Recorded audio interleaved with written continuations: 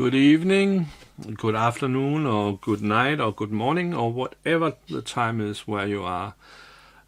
We are doing another senior synth stream. It was a last-minute call. My wife just asked me, shouldn't you do a stream? And okay. So this is the senior synth stream number 32. And we had problems getting guests. So we have to live with these. Howard? Sorry about that. Yeah. It's only me. Yeah. And Andy. Yeah. Sorry, guys, you're stuck with us. So. Yeah. So that's the show today, and the topic is synthesizers. If you didn't know. Yeah. That's a good idea, actually. Yeah. So, but first, the usual stuff. We have to say hello to the chatters, of course. We have 9 viewers right now, and I hope it grows. Kevin Watford is in the chat. Kosh Dukai and the electronic composer. Culture of Ghost and Andy, you're there, and Matt Brown. So far, that's the viewers. Our chatters. Trackerjack, TJ, I call him, is there too. All our viewers are kind of dying off, you know. Yeah. Yeah, that's the problem doing a senior synth stream. So, but we're still here. So, yeah, thankfully. Yeah. Okay, Howard, how has your week been? Stressful, actually. Ever since I started working 3 days a week instead of 5, I find I've got to do a lot more every day. So first Monday, Tuesday, Wednesday is quite stressful, and then I have a very long weekend. Yeah, my parents, when they ended their work time, they got more busy than ever. So well, hopefully having fun. Yeah, they did. But I've been playing a lot of organ and guitar actually recently in my free time. I have my problems, so I'm not playing a lot of my organ. That was. We don't want to know that. No. Okay. How has your week been, Andy? It's okay. A quick question for Howard. What do you prefer more, organ or guitar? From the feel of it, neither. I like them both. I love them both. About the same. Okay, cool. So I've got this Epiphone Wilshire, rather nice. Oh, nice guitar. That's my Let's favorite. see that. Hey, switch that real quick, Henrik. What does he have?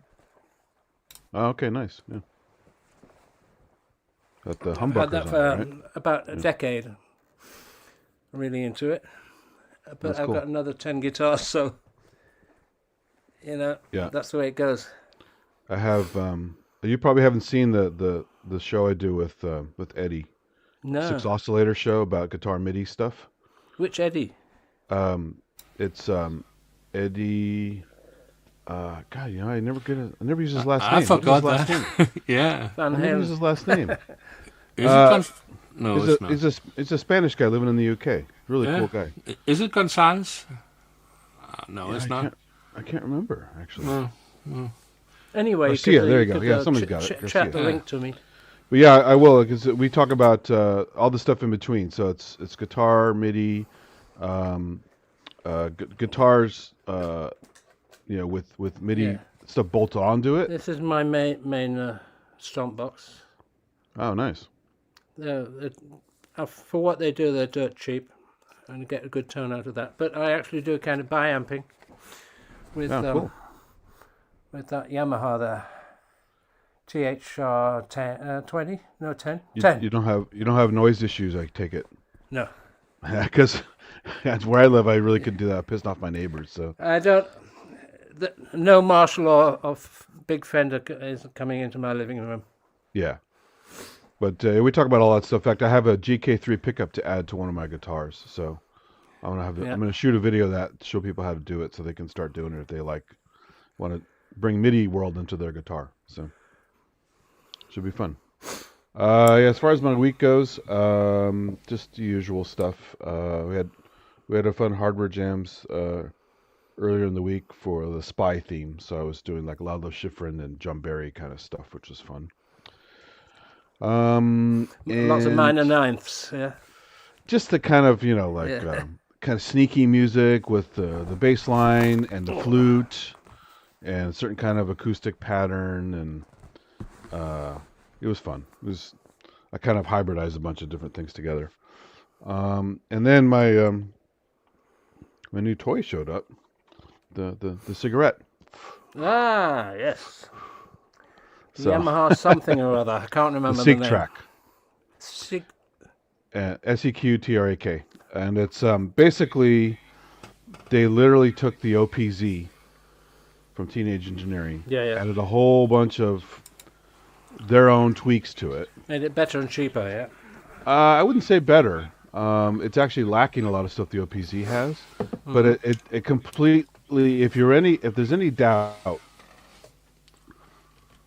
that they had that in mind and went pretty far with it, it has the similar kind of visualizer the OPZ has in it. So when you use the app, so there's no screen, so you pair it with the app if you need all the hand holding and extra goodies. Yeah, okay. Yeah, but you don't. It's so easy to use after a little bit of time. You don't need the screen. The screen does allow certain things extra, but also uses the visualizer control through the app to. I used to use this for my guitar. Oh yeah. You know that? Yeah. And, yeah, those are cool. I just don't. I have too many Bluetooth problems. So. Yeah, I have Jamstack 2, which is actually pretty cool. It bolts onto the guitar. And it uses Bluetooth for the control app, but everything's done through wires, audio wise. Good. So good, you can record to Bluetooth if you need to. But yeah, it's really cool stuff.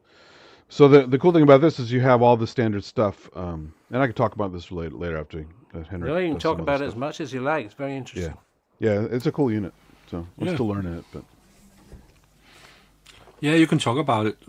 It's a topic. Yeah, sure. Yeah. Should I invite more people to the stream?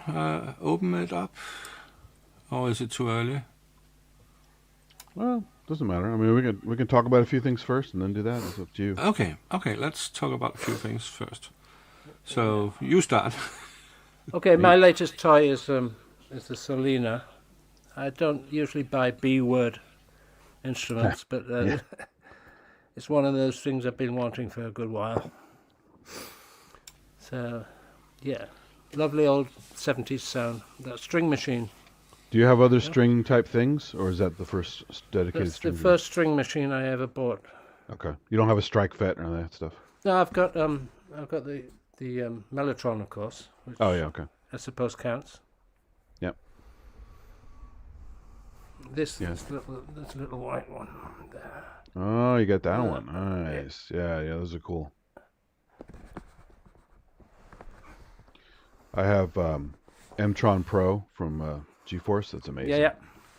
And all the gobs of tapes. They have the Streetly tapes and the, every upgrade he's ever had for it. It's a massive pile of digital. What I like about the hardware is people say, why don't you just use samples? Like G-Force one. And it's different. You switch this on, it's instantly there. I don't need any computer, anything. It's there like the organ or the guitar. That makes a huge difference to me. For sure, yeah. The tactile nature is very nice. Yeah, not only that, it's just the instant. On a whim, you say, "Oh, I'd like to play the Mellotron." Switch it on; it's there in 5 seconds. I was going to show you one of Have you frozen, Andy? I froze? Oh. I thought you were frozen. No, I was looking at something. I was going to show you. I have. Hold on. Why is that doing that? By the way, it's not freezing at the same time for all of us. So Really? I think it's a local thing. Right. Okay. Unless the chatters begin to write that everything is freezing up. I have a Rossum Electro Music Panharmonium in the mail. Oh, Panharmonium. Yeah, An effect. An effect. Yeah, that's one of my favorite modules. It's great. yeah. I don't know how to describe it. It's. Can you describe it, Andy? It's essentially you're running things through it. So I forgot exactly what it's doing because it's kind of complicated. Because it was one of his engineers worked on it, kind of came up with it first, and then he kind of partnered with him to finish it off. But it was based on experimentation of running things at different rates or different. I'm grasping at the description. Is it but a harmonizer or granular or something? Kind of, yeah. You're basically like I ran one of the experiments I did when I first got it, just because it has a lot of controls on it, and so you can get lost in the weeds really easily. Is I actually made a shepherd tone with it, and just by tweaking that and doing I think one other module to make that happen, and it's so bizarre the way it tweaks stuff.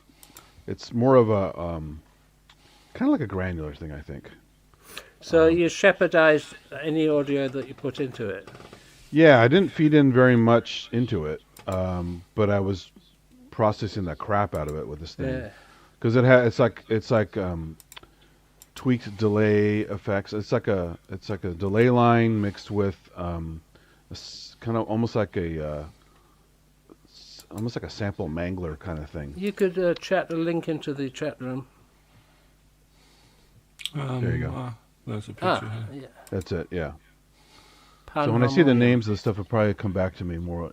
Yeah, resynthesizer. That's what it's doing. So you're basically feeding in stuff, and then you can do the blur function, which kind of stretches it out more and makes it more ethereal and strange, and then So feedbacking on itself. Instantaneous Fourier transformation. It's really bizarre. It has a freeze function, and it has, Yeah. Yeah, it's really, really interesting. Okay. I need to use mine more. It's in another rig I haven't turned on for a while, just because it was so big. I didn't have space for it in my main cases. But it's really cool because, it could be really unpleasant too, obviously, because you're doing some really tweaked audio stuff. Yeah, I was never personally a fan of granular, but I can change my mind if I can make it smooth. Pretty much, if it's made by Rossum, it's going to kick butt because Rossum stuff is so great. Yeah. I mean, I've been an Emu fan from day one, and this is just more magic that he's putting in the world. So I once asked him why he didn't call his company Rossum's Universal Robots. yeah. He's a very clever man. He's also super nice. For a guy with his pedigree and all of his accolades and stuff like that, he's incredibly nice and humble and just regular guy. Did you ever meet Bob Moog? No, I saw him live on stage once at an event in the 80s. And then he was extremely humble. Yeah. Amazing. Seems like he was, for sure. But yeah, the Panharmonium was very cool. I like his other modules too. I just can't afford them all. I mean, a lot of his modules like $800 or whatever. And I'm like, Jesus Christ. Eurorack is a rabbit hole. Well, especially that stuff, the high end stuff. Yeah. I'm buying Make Noise is also fairly expensive usually, so I only have so much of the Make Noise stuff. Well, Yuhi isn't cheap either. Exactly. Yeah. Yeah. So you do get what you pay for. So I'm certainly not knocking them for overcharging or anything like that. We make our stuff locally, and so it doesn't come from China. But anything from China, you're going to have to pay through the nose. Definitely. So they, yeah, I would definitely get more if it's like I would want to get what's a simulator, his sampler module. Have you Yeah, seen that one? I've heard of it. It's similar size to Panharmonium, not quite as big maybe, I and would need it's a really nice reminding. sampler. Which company? Same one, Rossum. Rossum. Yeah, it's yeah, he has a lot of really good stuff. He has the filter is really nice as well because it has all the stuff from The Curtis stuff. well, no, all the Z-plane filters and stuff. So all of his stuff from the So what's from it the called? Emu time. Yeah, it's from the Ultra Proteus and the Morpheus. Yeah. So it's all these different Z-plane filters and weird kind of filters that are really you can do a lot of character to the sound, a lot of different than your standard high pass, low pass, band pass kind of stuff. And it so to have that in a Eurorack module will be really nice. I mean, I have it in a bunch of gear, but I can't like modify it with Eurorack, right? Because it's in MIDI land, so you can go CV to MIDI, but you know it's just one more. You remove it too far from that realm, it's not quite the same. So it's if you can stay in CV, it's best to do that. Yeah, I've got one of those little Korg up 2600s, the little one. Yeah. And I wanted to go CV, but in the end I just went fed MIDI into it for the keyboard stuff. Yeah. It's less hassle. Which is fine. I mean, it's cool. It's just you're not going to get all the goodies you get with CV. No. You get an interpreted CV essentially. It's not quite the same. But all the good stuff in this ARP 2600 happens internally anyway. Yeah. I've got I attached because it's missing an LFO because the keyboard's not with it. I attached a tiny sizer. Oh, okay, yeah. Yeah, the keyboard is funny. I have that exact keyboard that it comes with the little joystick, the little Korg keyboard. I bought that as a MIDI controller a while back. So it is kind of a funny little keyboard they give you with it. Well, it wasn't a joystick, it was 2 wheels, wasn't it? Is it 2 wheels? Yeah, I've got one of those up. Oh, maybe I'm confusing it with another one. Yeah. Because there was another one that had a joystick that's the same basic shape. Last Korg I remember with a joystick was the Poly 600, Poly 61. Oh, right. That's the last one I ever saw with a joystick. Yeah, I'd have to go back and look at that. I'm confusing the pictures in my head. I can't remember. Yeah, it's. Sorry, I'm losing my marbles. But it's a tiny keyboard anyway. You want to have a bigger keyboard, so it's. Yeah, those are wild. That's a tiny size, yeah. That might be the first synth that had those little micro cables, right? Yeah. No, it's really cool. Because Vocal Modular uses that as well as a couple other things I have. Those little micro patch cords. Yeah. The what do you call it? Bastel. The little Bastel Castle. Bastel do that as well, do they? Bastel drum. The Castle drum. Yeah. And a couple other ones have those little tiny little cables. Which is fine if you don't wear glasses. They're fine. The only problem with those is I noticed, although you stick them far enough, you feel it grab, and the connection is pretty good. But occasionally, if you reach in because it's a tight space and you bump them, you could have it kind of disconnect a little bit. Did you notice that with the tiny sizer? No. Okay. It could just be the way it was built. Because those little Bastel things are pretty cheaply made, but they sound cool and they're really portable. I mean, the damn thing's like that big. So yeah. I remember there was that little round synthesizer with the knobs. Yeah, I have one of those. those. Knobs around the outside, and then it has a Perspex case on it. I have one of those. The guy stopped making them a long time ago. Yeah, it's basically the diameter of a beer can. Somehow he was kind of not living up to. Oh, he ripped people had off. ordered stuff and didn't get it and had already paid and all that kind of stuff. No. You remember? I bought mine used, so I didn't have to deal with him directly. But BC something. BC8, I think Yes. it was BC8 Yeah, or BC9, something like that. Yeah, BC9. Yeah. And it's actually really cool. I have to dig mine out. I put it away somewhere, but that's the other problem too. It's so small you can lose it. Yeah. But it's cool because it has a built-in step sequencer and lots of modulation and some decent oscillators and effects all in this little thing. It's like it's like a standalone. It's crazy. Yeah, madness. I've used it for doing quick and dirty, like 50s sci-fi kind of stuff. It's really good at those kind of stuff, you know. The tiny sizer can do that as well, but it's not as instantaneous. For instance, I would like. I'm probably going to get maybe one of those Syntrix. Okay. Two, the black one. Yeah. A friend of mine's got one. I've tried it out. It's very, very much like an EMS Synth A. It's just the timbre is different, right? Yeah. Yeah. That's the main difference I heard. The Synth A, the filter was very special. Yeah. Don't know. I'm not sure whether it was particularly good. It was just very different. Just different, yeah. That's funny. I talked to a guy at a meet up in San Francisco who actually had a Synth A, and he was talking about he used to sell them and used to repair them, and in fact he modified his to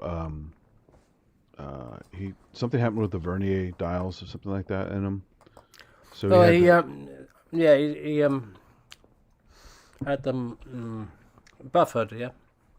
Yeah, this guy actually had to replace them with some other brand because they were hard to repair and hard to replace. They're quite so he just cheap. Replaced them with some other brand. But he said the wiring inside was kind of messy. Oh, it's a box of a messy box of stuff. And the individual parts themselves are not that special. Yeah. So, but it has a character. I actually I modded mine as well. I put in some 741s.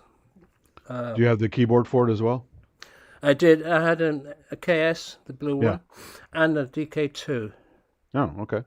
Which is the duophonic normal keyboard. Did it take a while to get used to that membrane keyboard? I didn't use it much for playing melodies on the membrane keyboard because I had two Synth A's. One was with the membrane keyboard and one was with the real keyboard. Oh, cool. So I did effects with the and sequences with the KS and played with the normal. I'd love to have one. I mean, I'm happy with the iPad app, the VCS3, iVCS3. Yeah. Just because it actually gives you even more than the VCS3 can do, because if you flip it around, you have the little sample playback area, and you can scrub that and do granular stuff with it.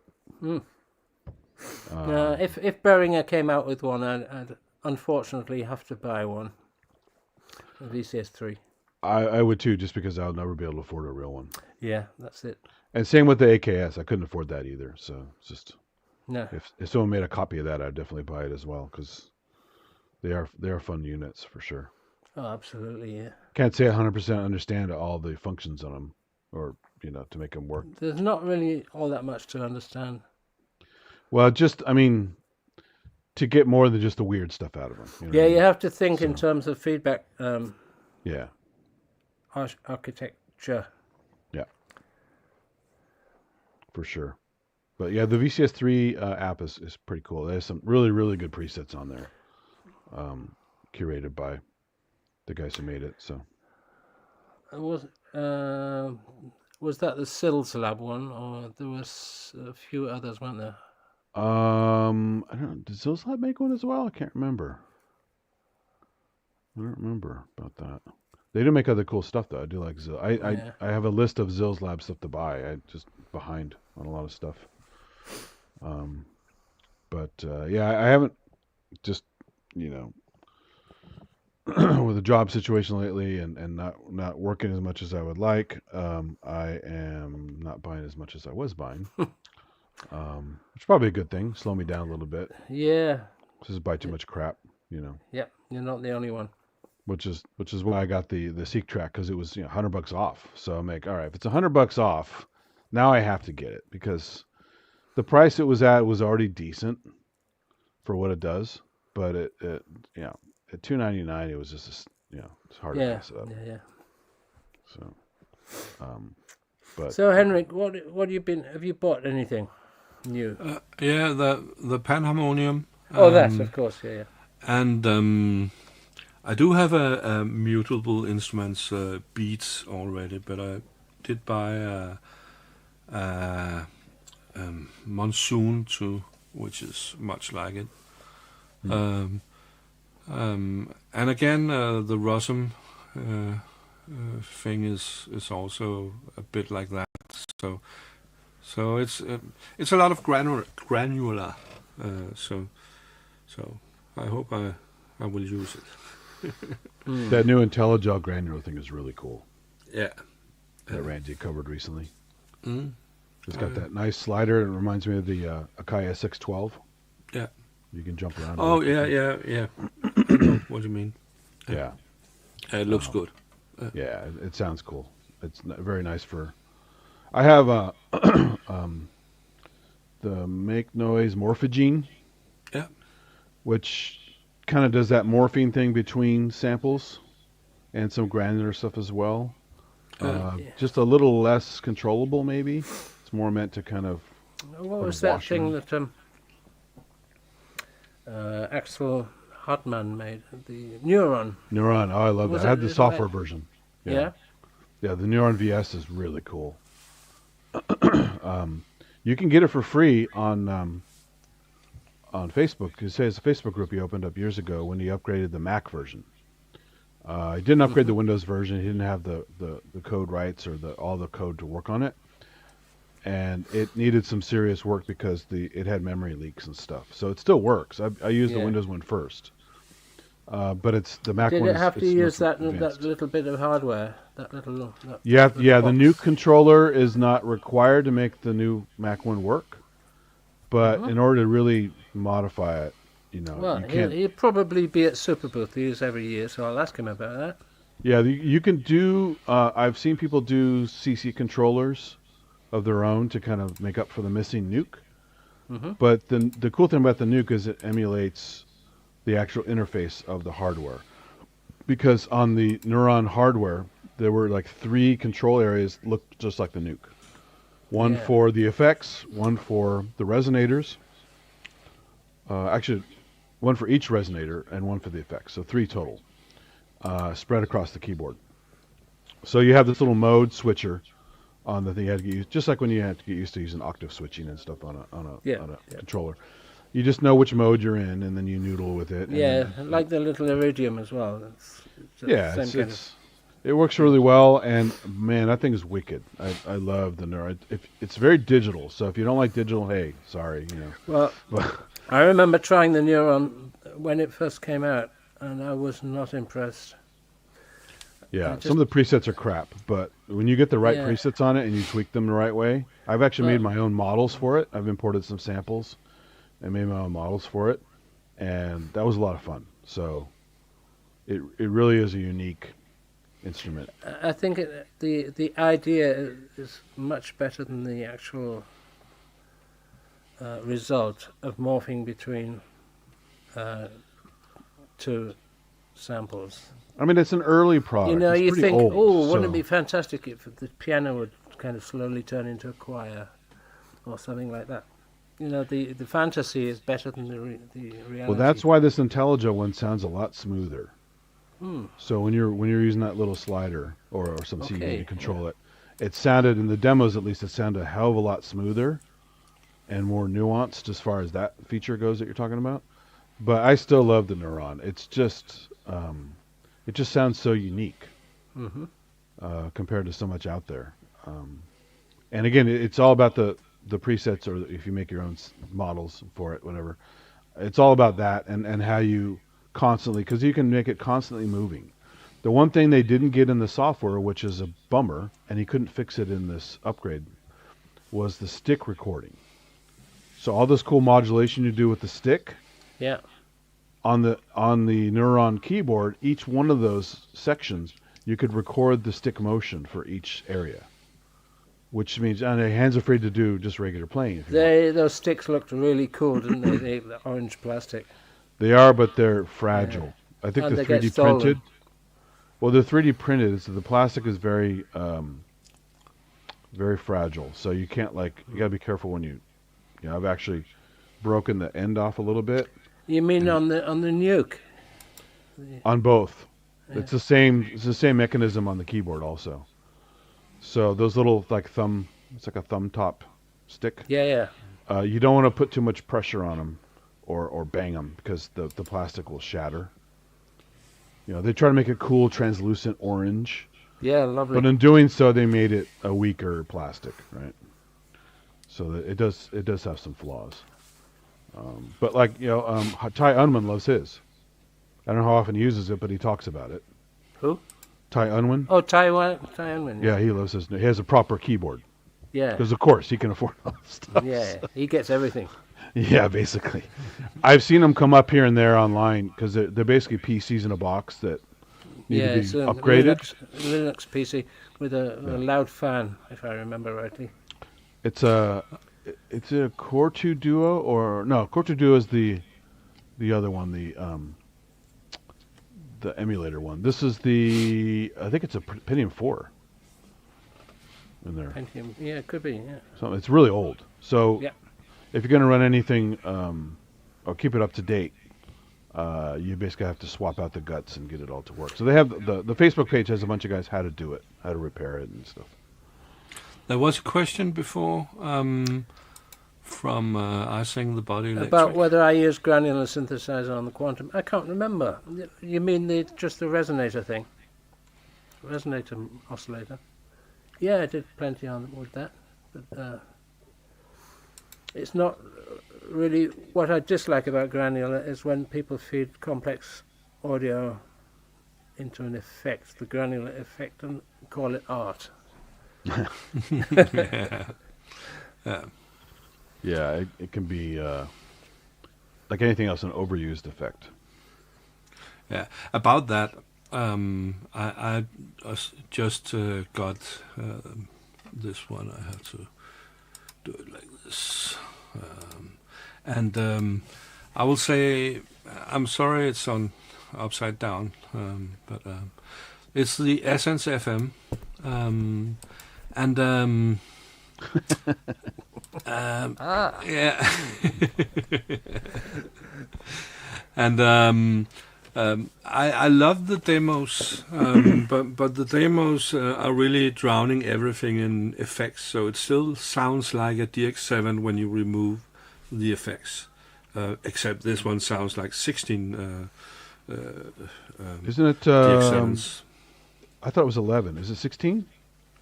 I think it's 16. I thought it was 11 operators. DX7 was 16. Oh, wasn't it? there's six operators and Six operator. 16 parts. 16 parts. Okay. Yeah. Is it multi-temporal? Yeah. If you run it in performance mode, then you can run each patch 16 times. Mm. So let's see. Can you make your own custom operator like you can on the Op6? No, Okay. it's not the same. Yeah. There, the Op6 is more advanced, but the Op6 is more limited in parts. Yeah. It's a pity Manny's not here. He'd have something to say about it. Yeah, I did invite him, but he was busy.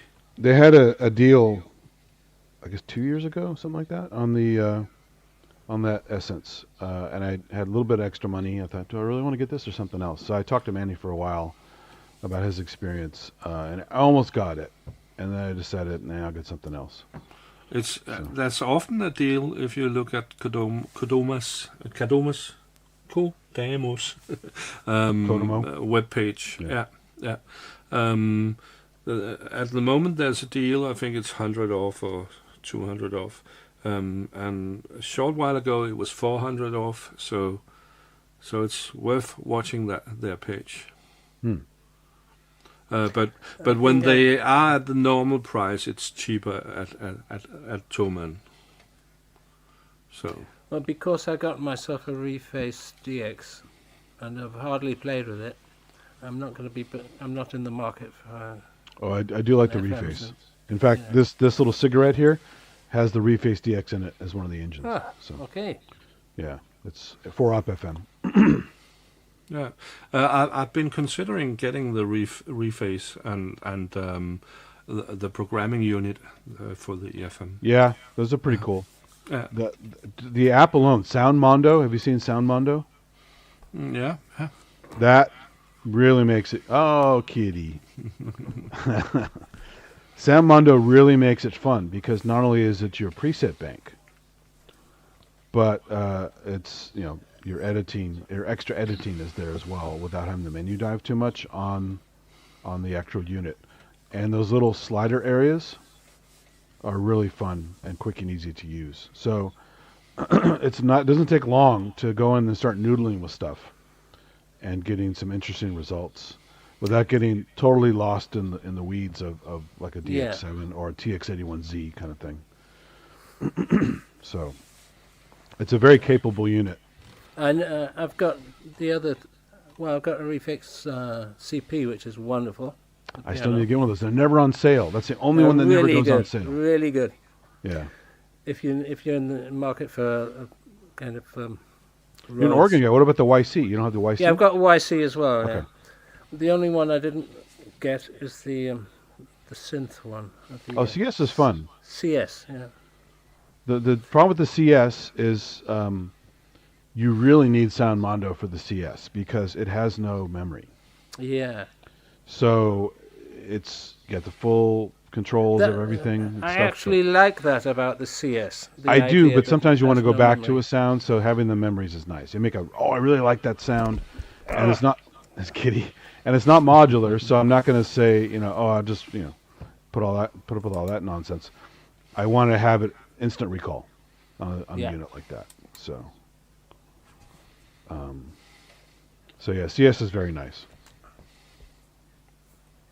It even has that feel, the way the paddles work, like how you adjust the CS80. Is that? Oh yeah, the paddles. Yeah. Yeah, I kind of like that. It's kind of clever how they did that. Little mini paddles. Yeah. Yeah, I love that on the CS80. And the speakers are surprisingly good for how small they are. And the keybed is one of the best mini keybeds I've ever played. I think you've sold me on it. I think I'm going to get one. Where's my commission? Damn it!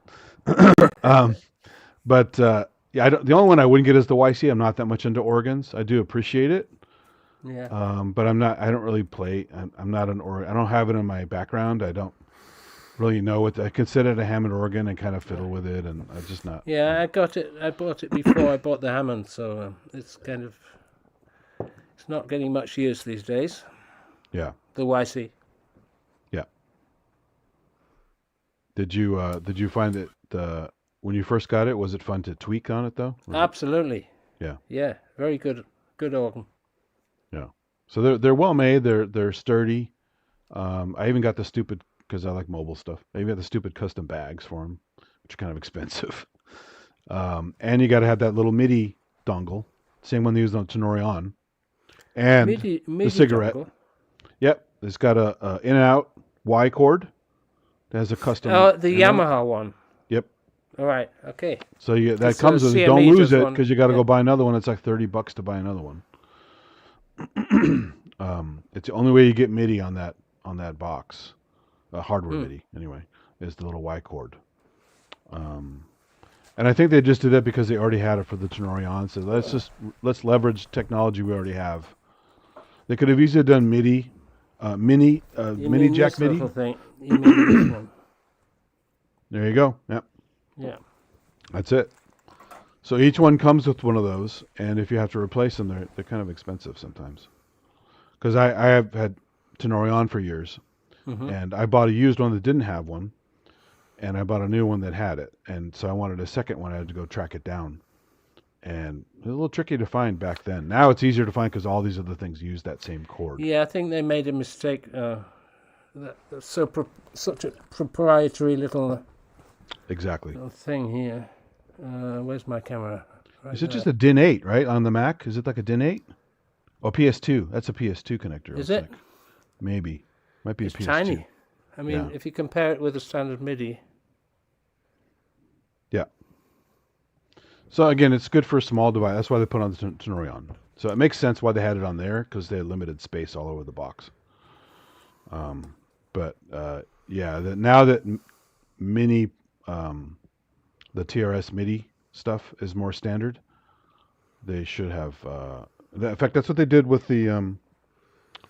There's I They mean, did make MIDI, that on here. This is a TRS MIDI, so it's the same cable, but they put Yeah. a TRS on the other end. So Yeah, I mean, if MIDI can go across TRS, which it obviously can, why did they give you a they're being weird again. They like being weird. 6-pin? Yeah, Yeah. makes no sense.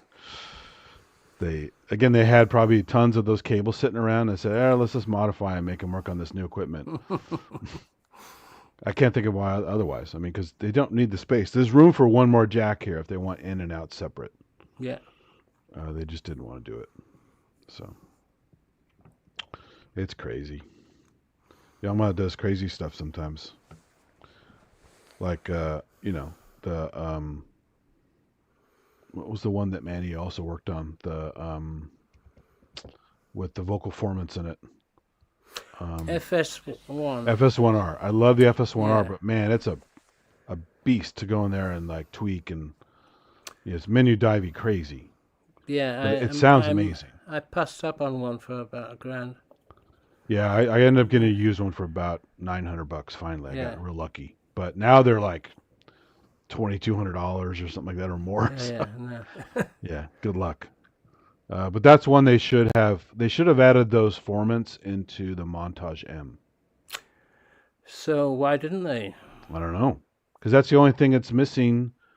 It could be that somebody has the patent on it and they didn't want to pay Could him. be. But the stuff you can do, I mean, one of the famous patches on there made by Manny, it goes shooby doo wop, or whatever, and it's all formants and it sounds great.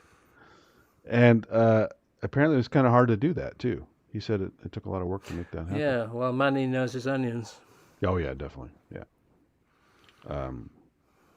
So it would be nice if they, while they're revamping stuff and adding older tech into new things, it's too bad they didn't put that formant in the montage. So maybe they could with software. It is software based. So I would like the VL series to revisit it. Yeah, that's one of the reasons I bought the EX5. That got stolen, and because it has a VL1 circuit in it. Yeah, a simplified one. Not the cheap version that they put in the sound card, but the original. It's a little VL. better than that, yeah, but it's still not as fancy. Obviously, the VL1 is full blown. I've got two VL7s, which count as a VL1, I suppose. Really? Oh. How do you like that one? Is it pretty good? Love it. Yeah. Have you tried a real VL1? Yeah, sure. Would you say they're practically comparable? the same. Well, it's the same as a VL7, but with two. So it's a layering engines. thing. Yeah. Okay. The only VL1 I've ever played is at Stanford Karma. It's in the actual lobby. Anyone can walk in there and play it. So it's kind of fun. Kurt Arder, who lives near me, he's got a VP one. Oh wow! Which is, I think it's got super rare. Yeah. Yeah. And I kind of wasn't impressed with the presets. It's one of those things like the Neuron. If you have the wrong settings or the wrong presets, it can like eh. But man, when Manny did that demo on Pro Synth Network with that guy who lives in Hawaii, his unit, I think it was from Hawaii. He no longer lives there. You mean the German guy? Yeah. Yeah. No, he lives in Europe now. Oh, okay. Moved back. That thing, when they did that demo, it sounded amazing. But Manny knows what he's doing. So yeah. But the editing, that old Mac editor, holy smokes, that was quite a chore. Is that in YouTube? The video? Yeah, it's on the Pro Sync Network page. They did it. What was that? 2 years ago, maybe, something like that. Oh, I'll have to have a And look at that. he brought it over to Manny's house, and they were there together in Manny's house, and they had a live feed to the stream with the camera, and so you could see the Mac screen while he was editing, and then he was playing on the VP1. And So I'll have to make some notes what I've got to look at. yeah, they really should somehow come out with that if they could, some kind of virtualization or something, because it was pretty wicked. I mean, I love physical modeling stuff, and I have a bunch of things that do it, but that one still sounded unique enough that I would like to have it to play with. But again, it could easily get nasty and weird and yeah, like, it's what is certainly this not a stuff, sweet spot, synth. But It's not so was the mini mode. WSA1. WSA1 can be really weird also from techniques. Yeah, Technics. Yeah, And I've never seen one. I've never played with one. I've never ever heard one. they're interesting. They're nowhere near as complex as a VL1 or even maybe a Prophecy in its own way. Yeah. But they have their own little mojo. And I love the control surface because it's like these, you got 3 wheels, you have this little joystick thingy, and then a ball. And it's bizarre, you know, for a company that made turntables and a couple like romplers and stuff like that. Where the hell they came out with this thing? It's just most bizarre. Yeah, they took some good drugs that month or something and just went nuts. Always a good idea. Yeah, so I love it for that reason. They have been making keyboards for ages. Exactly, but they're all like rompler kind of basic, you know, Organs maybe. organy workstation and stuff. Entertainment keyboards. Yeah, basically. Yeah. So for them to come out with that thing out of left field is totally bizarre, you know. I even tracked down one of the racks. The racks are kind of hard to find. I didn't know it was. It doesn't have all the wheels and stuff, obviously, because it's not a keyboard. But you have the engine and you have some other stuff. The store I bought it from thought it was broken, so I got it for $50 because it's not the most friendly interface. You know, most keyboards you turn them on, it's kind of in your face. I have my little buttons to navigate. I have a wheel or some kind of like, you know, knobs to turn to change presets, stuff like that. WSA1 is a different animal. Sometimes you could play with it for a while and not get anywhere. Like, why am I not getting to where I want to go? Because they have a specific methodology how to get in and how to do stuff. And because I knew enough of that, when I saw it in the store, they said, God, we think this is broken to do anything. I said, oh, I don't know. Let me tell you, what do you want for it? And they said, I don't know, $50. I said, yeah, sure. Took it home. Great. Yeah. So, and I wasn't ripping them off. They were too stupid to know what they had. So I bought my second VL7 because nobody knew how to switch it over. Yeah. From the BC and from the breath control to. Yeah. So it would play normally. Yeah. And I got it dirt cheap. I had a similar instance with my first sampler, my first proper sampler other than SK1 was an Emax 2 I got in college. Brand new. So I saved a lot for it, and I loved it. Still this day, I still love it. It's one of my favorite samplers. But I never got the Emax 1. I had friends that had an Emax 1. And so, same store, they get an Emax 1 rack around the same time. There was this guy who's kind of like, you know, we all have these collections of our own and stuff, or this like obsession with all this gear. And the guy around here had died who's like one of us. So he had this massive collection, like an estate sale. And so the store bought his entire inventory. And he had amazing stuff in there. Unfortunately, they put a lot of it in storage, and it got robbed. So only the stuff that was in the store is safe. Everything else in that little storage area got stolen. And I saw the list. He had some really clever stuff. Anyway, so they had, one of his items was an Emax 1. And I go, oh, Emax 1. Hey, can we hook up, make sure it's fine? And the guy couldn't get the MIDI to work well on it. He thought it was broken. I said, well, I don't know. What do you want for it? So I think I got it for like $150 or something. And it should have been like, you know, $1,400 or something. When I think of the things I passed up on. Yeah. But CS80 for €300. Holy smokes. Oh, yeah, it was euros. In good shape? Well, apparently, yeah. Wow. That's crazy. Passed up on a mini milk for a couple of hundred. Yeah. But that was in the days when everybody wanted digital. Oh yeah, the dumbest thing I did back then was spend all my time in Guitar Center and other music stores looking at all the new stuff and not going to pawn shops looking for all the crap that was really cheap like that. That was amazing, you Yeah, know. and all the music producers were buying the 303s and Yeah, stuff like that and making amazing stuff with it because they could afford it. yeah. I was loved the quote from Richard Devine. Like he was like, I just wanted to get some gear, so I went to the pawn shop and there was a mini Moog for $300 and an R2600 for $500, and it's like holy moly! It's just But look what he's got now, Richard oh yeah, Devine. now he's He's quite super a crazy collector, yeah. modular guy. Yeah, so um, but yeah, so I don't know. Just if I had a time machine, I would definitely change my behavior and buy some of that stuff. Because I was just, my friends and I were coveting all this, like, ooh, Korg 01W and D50 and all this kind of stuff. Ooh, it was still new or fairly new in the stores. Um, and it's like, no, no, no, all the other stuff before that. We just didn't even, just going over my head. And there was a store in Santa Cruz that closed, and another one opened up. They had a bunch of this used stuff. And they had a micro Moog there. And it was plugged in. And I'm like, oh, Moog, I've heard about Moog because I saw him at that one event in Santa Clara one time. And I go, God, it's on. I know it's supposed to be working. They had it on the shelf. I couldn't get a decent sound out of it. I thought it was broken, or I just had no idea about the signal routing stuff, right? It could have been something as simple as I had the filter closed too much or something. I don't know what it was. But I'm like, I don't know if I want to figure out this thing. But it was like But 150 micro. bucks. 150 bucks, I should have bought it.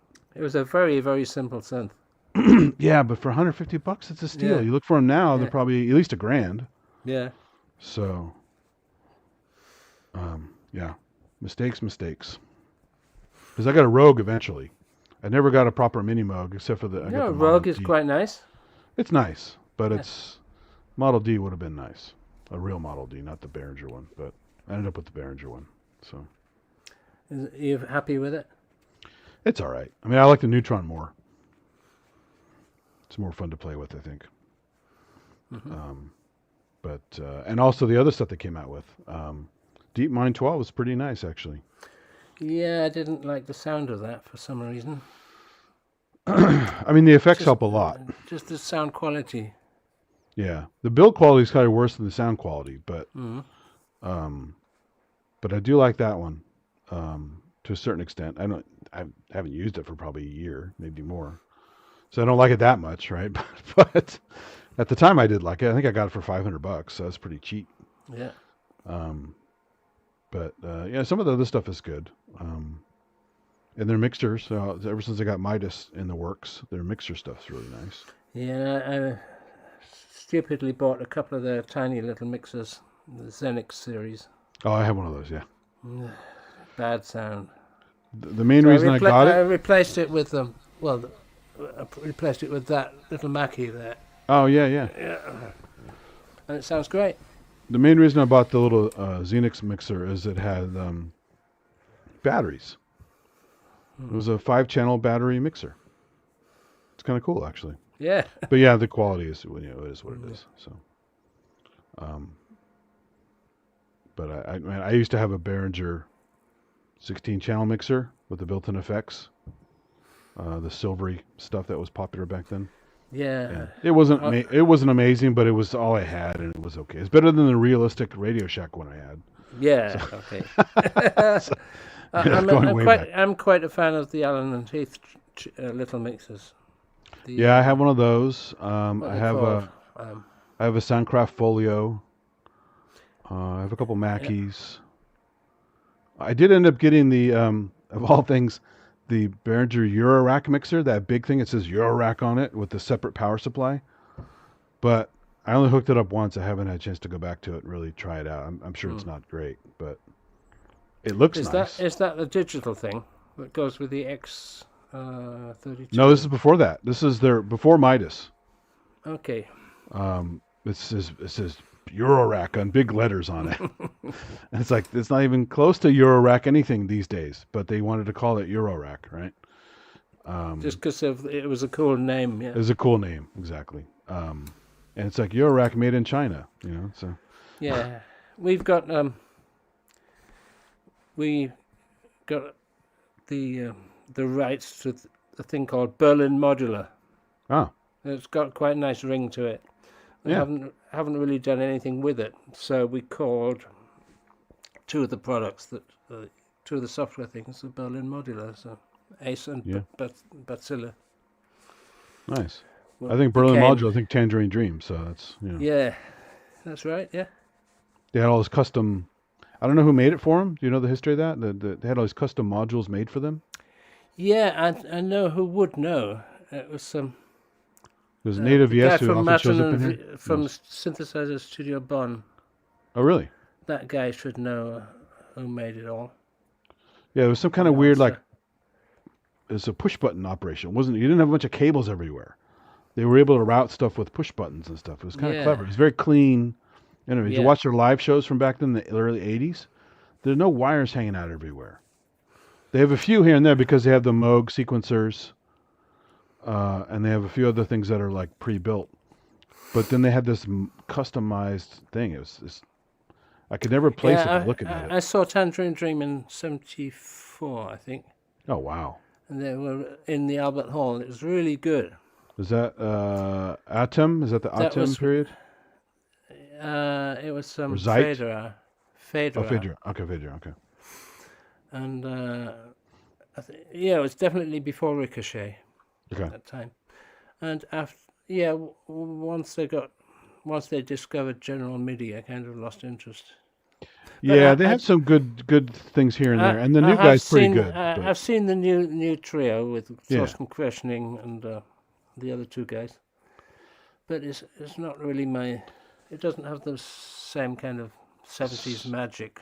It doesn't, but one of the performances I saw. It's good that he's carrying on the. Oh, definitely, yeah. He's a very talented guy. He did a thing from Oslo with the trio.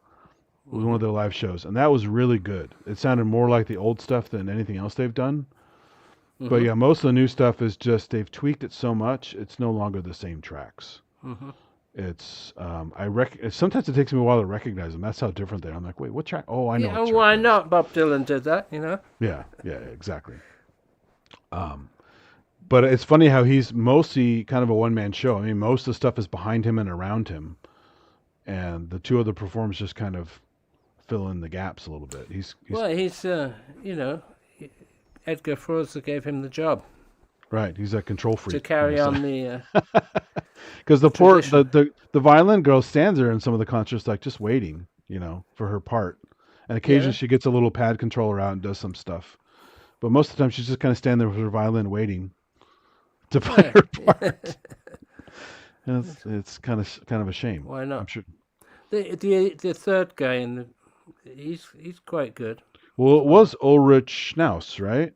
And now it's somebody else. It's some young guy, and he's pretty good. Yeah, I love Schnaus's stuff. His solo stuff is great. It's cool to see him play with them. Mm-hmm. But I would like to see Kraftwerk, even if there's only the one guy left. Yeah. Because of the whole art Gesamtkunstwerk thing about it, Yeah, that's true. But the problem is, you saw that footage where they're like playing with their iPads and stuff and their phone, the email, whatever, during the show. No, I don't believe that. You don't think so? Of course, they've got the modern technology and they're switching stuff over on iPads for sure. Yeah, but it's too automated. They're not checking emails and. But since they changed to those desks instead of that power plant, I haven't liked to see Kraftwerk live. Really? Have you seen them live? Yeah, I saw them with the new desks in the 90s, and I can't remember if it was late 80s or early 90s. I saw the original Kraftwerk in Hamburg, their last concert. That I'd like to see. That would be cool. Yeah, and with that Bartos was and, with Carl all of Bartos. them. Yeah, and the robots in the background and all that stuff, great. and and their pocket calculators to the audience, and that was great. That was Kraftwerk as I define Kraftwerk. It's funny. I was reading their biography book a while ago. I forgot the name of the book, but the guys interviewing them, they're on a bike trip because they like biking through the Alps and all that kind of stuff. Yeah, and Tour de France. And while he's interviewing them, he's talking about this. And right now, he pulls out his phone and he's telling them to launch the show. And the doppelgangers were actually doing a show. They weren't even there. It was just the robots doing the show. That's very Kraftwerk, right? Oh, absolutely. Yeah, but that was how the concert ended. Everybody was shouting extras, extra, extra, extra. And then the carpet opened, and then the robots, instead of standing up behind everything, they were at the power plant desks and moving a lot. That was moving. Great. That's cool. I never saw them move before. That's cool. Yeah, they did. They probably worked back then. Yeah. Yeah, I discovered Kraftwerk a bit late. At the time, I thought, cheap sounds and very, very samey music. But once I really listened to Mensch Machine, I think it was. Man Machine. Yeah. Or was it the one before, Radioactivity? Oh, Radioactivity. I really got into it. And since then, I just bought everything. Yeah. It's like Bob Dylan. You have to be forced into listening to it for a while. And then you get it. And it breaks through, yeah. They have some cool stuff. Plus, they're good about innovation and hacking stuff and all that too. They weren't just buying. Oh yeah, very stuff. innovative. Yeah. In fact, that vocoder that poor Kent has been working on, the one-off vocoder. That's crazy. Who's working on it? Did you say? Kent is working on their vocoder. Yeah. They're used for Autobahn. The story is that it was used to say Autobahn a few times and then it stopped working forever. So, it's kind of funny. Before we continue, I always forget that. I have to say, please click like and subscribe. Yes. Yes. And should we talk some Yuhi now? Sure. Yeah. Yeah. Because Howard, you know Earth and all the. Well, I'm what's the word? An employee of the company, of course. Yeah. So, can you tell us about what is happening with Zebra 3? You want to know when it's coming out, don't you? Yeah, and we what don't will know be yet. in it? Well, the first version is going to be just the basics, I think. We've already got comb filters and FM oscillators, noise. All the basic generators are in there. Mod mapper, I think we've got in there as well. But it's going to be even when version 1.0 comes out, we're going to be adding stuff after that. So I don't know whether the first version is going to have a sequence and arpeggiator in it. It would be nice. But the oscillator is absolutely brilliant. It's he spent a lot of time on doing that, and you can get that for free, of course, as Zebra Letter 3. Yeah.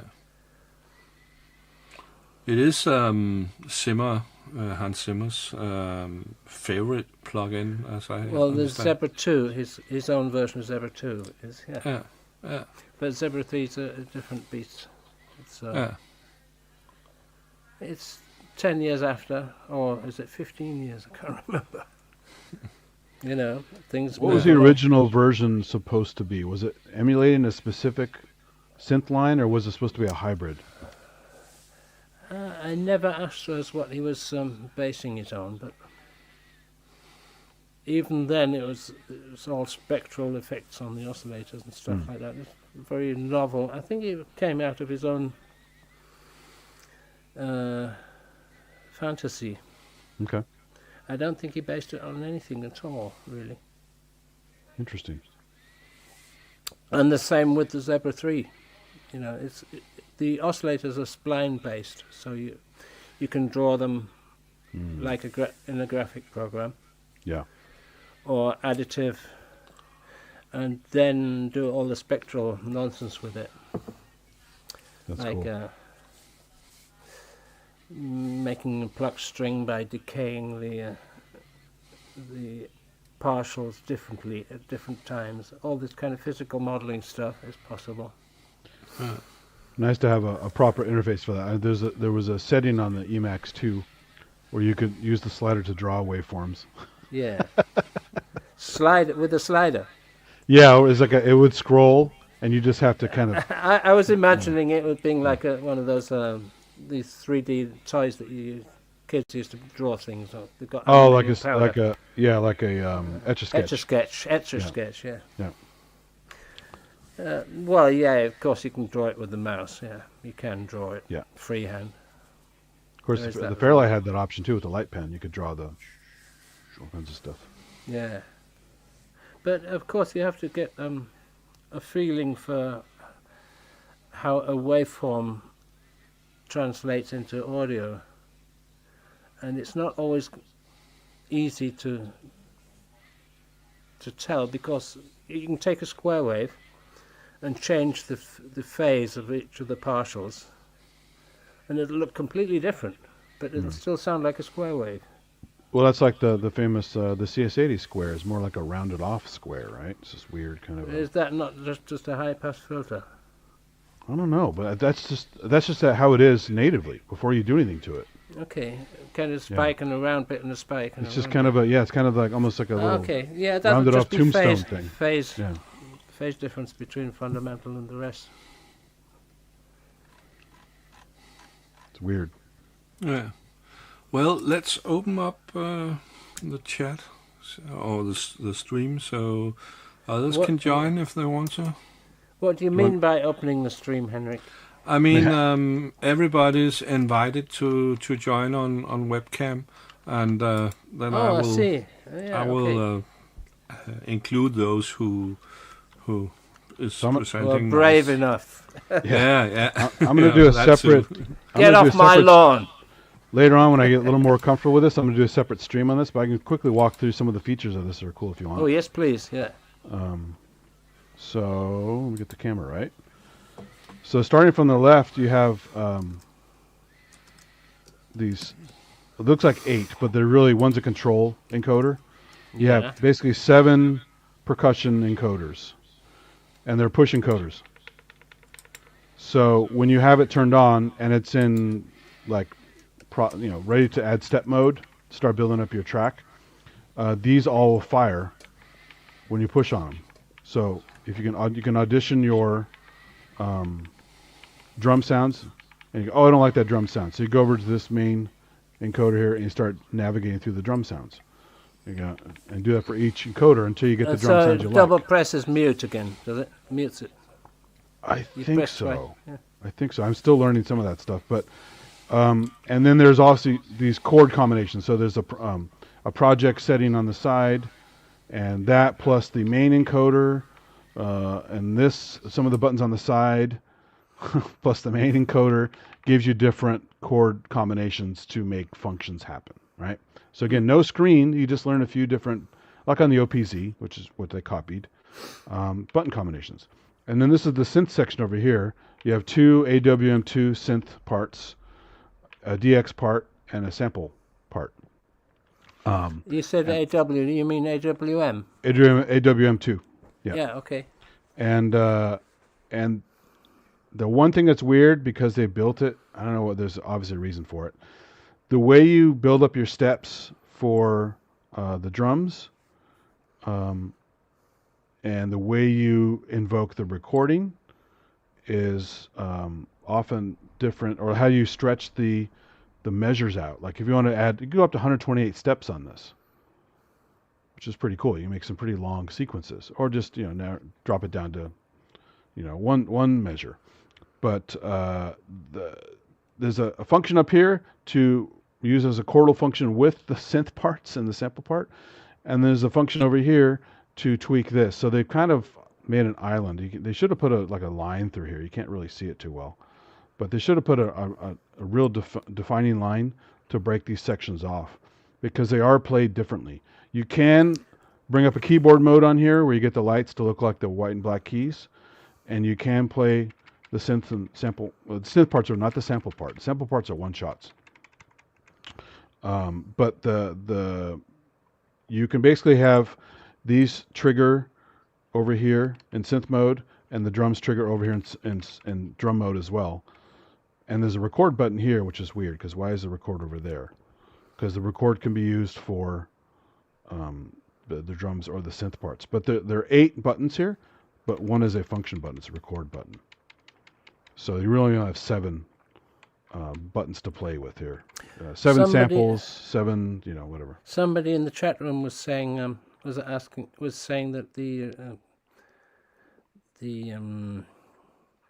DX, the Reface DX isn't completely programmable yet. Is that right? On here, well, the app gives you quite a bit. I mean, I didn't have the thing synced up to show you the full app, because you have to have the Bluetooth on to see all the features on the app. But it's pretty cool. In fact, it's really good for browsing an insane amount of presets that you can do it on here. But there's some extendable features in the app that you kind of need the app to do some extra things. Right. So you can, obviously, because there's no proper interface on here, but I like the way they did the screening of all the words here. So they just light up when they're in that mode. These are the 3 sliders you can use to real-time control. But these like words all light up here, so you know exactly what mode you're in. Just imagine it to be like when you turn a knob on a synth that has a category, like trance and drum and bass, whatever. You're not menu diving. You're just selecting a section. And the same thing on here. You're actually just turning the knob until it lights up. I remember a thing called the Prism, which was a hardware synthesizer, and it looked as if the whole surface was glass. And when you activate something, the labeling would be lit from the back. Oh. And it was even more so than the DX1. Yeah. It's an amazing looking machine. And I Sounds remember cool. standing behind a blind guy. Yeah. Working it. It's actually Jean-Philippe Riquiel, who's a very good CS1 player, by the way. So yes, that kind of cool. hiding the labels until they lighting them up, that's been around for quite a while. Yeah, this is cool because you can actually, like, say you want to do ratchets on here. If you hold one of the steps down for about a second or two, suddenly, depending which layer you're on, the upper or lower layer, 4 buttons light up above it, and that lets you choose a number of repeats. So you can quickly add ratchets to drum steps and things like that very easily. And does it actually say ratchet, or do you have to know that? It does. You have to know that. Yeah. It's just, again, it's a bunch of stuff you're going to have to practice. I actually made a cheat sheet that has a bunch of stuff on it. Right. But after using it for a while, like any other thing, you'll just get used to it, and it's fine. Just like the OPZ. I learned so much stuff in the OPZ without using the app at all. There is an app exploration mode to basically walk you through the instrument. So that's pretty cool too. If it's like a wizard to help you get comfortable with what does what and where, and also with the graphics to go with it. So that could also be helpful with people trying to learn this stuff. I found one video in particular some guy put up, just some random guy, not an official Yamaha video. This is how my workflow is to build a track, and it was one of the coolest things I've seen on this thing. Very simple. methodical. Okay, I'm gonna build the drums. I'm gonna do the little synth parts and have fire off my little samples. Here's the live effects thing. Because this little slider here for master and individual effects is really clever for live performance. You decide which mode you want to be in. I've got a little toy that's right here actually in front of me. This little thing. Oh yeah, I really that's the haven't- tangerine, right? Is it Yeah, yeah. tangerine? Yeah. I Been thinking did about getting one of those. play with it for a while, but I really need to know what is the best way to get my Mellotron sounds into here so that I can switch up from A to B and all that stuff. Yeah. And I think it's beyond my mental capacity, right? Does it allow that, you think? I thought it was pretty basic. I thought it was a pretty basic device. You think it would allow No, it? it's very, very good. Is it? Okay. I like the 1010 stuff in general. So Excellent quality as well. yeah, the Bitbox is really nice. I have the Bitbox and the Black Box. Mm-hmm. Black Box is a great little standalone sampler. Yeah. It just doesn't have the It's- velocity. It's the same kind of thing as the black box, I think, but Yeah. smaller and Yeah, there's good stuff out there. But yeah, this is pretty cool. There's probability and arpeggiators and all kinds of cool effects on here. There's even like ducking and other effects for the live tweaking of the audio. yeah. I'm sorely tempted, but really I should learn how to use my tangerine. Yeah, if you don't, yeah, definitely put more time to that because that looks really cool. I would love to get a tangerine. It's way more than this is. Was it like $500, $450, something? 400, yeah, stupid Yeah. price. Yeah. So that's why I didn't get it. That's also why I didn't get this because this was also $400, and now it's not. So, if I could get the tangerine on sale, I'd definitely get it because it's clever. And the other two are cool too. The fireball, I think, and the lemon. Lemon, yeah. Yeah, those are clever too. I love pocket stuff. Yeah, yeah. Oh, they're talking about Sound Mondo. Yeah, Sound Mondo is amazing. If you don't have Sound Mondo, it does cripple. That's one problem with the Refaces. You don't need Sound Mondo necessarily, but like especially on the CS, if you want the preset option, the only way I'm to going do to it is Google Sound that. Mondo. Sound Mondo, yeah. Sound Mondo, yeah. And there's a whole community out there, so people are constantly uploading their own patches. So not only can you store your own patches up there, you can grab gobs of patches from other people. Yes. So Social it's- sound sharing, says here. It's really, really cool. So that's Yamaha's own Yeah. online. But like a lot of other things, if it ever goes down for some reason, they stop developing it, or Apple changes an OS thing they don't like, and the app has trouble or whatever, then it'll be like the DeepMind 12 app that disappeared for about a year until they redid it because it died in one of the OS updates. Yeah. And I'm then you still can't use your missing editor. my, You know. yeah, I'm missing. I've got that little micro modular, Nord micro modular, Oh, those look really cool, actually. and somebody came out with a new editor for it, so I started playing with it. Wow, that is cool. But for like 15 years, I haven't touched it. Well, you never know what you're going to find. I mean, the sequential 6-track and the Max have the same brain in them. Yeah. They're not considered amazing synths, but they're cool. They're analog. They sound great. From my point of view, I think they're pretty cool for basic synth. But it was designed to be hooked to a computer, right? Especially the Max. There's Yeah. very little editing on the box. I played with the 6-track a while. It sounded pretty good. But the software to use it is long gone, right? I mean, it's really old stuff. Somebody came out with an iPad editor for them, and now it's super easy to use. Great. So sometimes out of nowhere, some guy comes out with some editor you weren't expecting, and there you go. So Yeah, Matrix 1000 is sitting on the shelf as well, ready to be explored once again. I have a 6R, which is pretty cool. But Yeah, same deal. Yeah. same idea, yeah. I never got those. I know they have those third-party like MIDI boxes, aimed at those units, like this the one for Oh the yes, Matrix. yeah. But they're like Yeah. $400 or $500 That bucks was- for a little MIDI box. That's that a was lot of money. Access, the guys who made the virus, that was their first product. It was, if I remember rightly, was a Well, program. the first thing they made, I think, was the. Oh no, I'm getting that confused with Innovation. Did you ever see Innovation's early products? They had the keyboard for the Yamaha portable workstation, the QY20. Oh, QY20, yes. They made a keyboard, and the QY20 slots right into it, and then you have a keyboard for your QY20. I've got a QY10 or whatever it is. Yeah, my favorite's somewhere. the 100. 100 is really cool. Is that which is the 100? Is it The last one slightly they larger? made.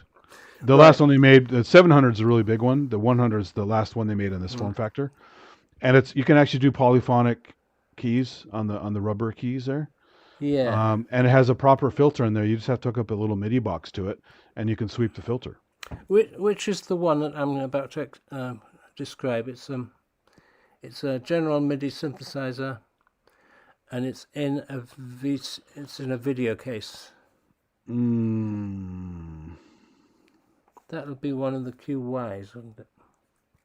Not a QX, because the QX was the sequencer, was it not?